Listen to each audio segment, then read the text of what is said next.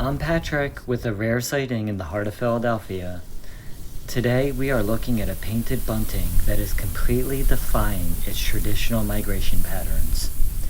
While the species typically winters in Mexico or the Caribbean, this individual has returned to Bartram's garden for the third consecutive winter.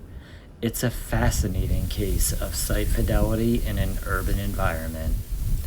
Watch the precision as it works through the native switchgrass.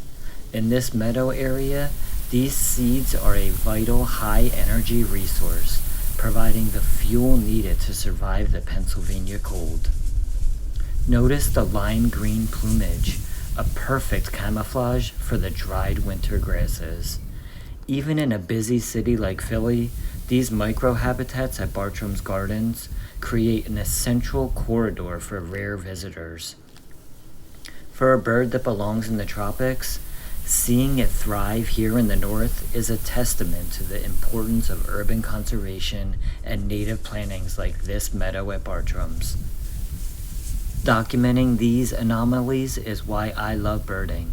If you want to see more rare sightings and deep dives into avian behavior, make sure to like and subscribe to McGill Bird Cams. See you at the next sighting.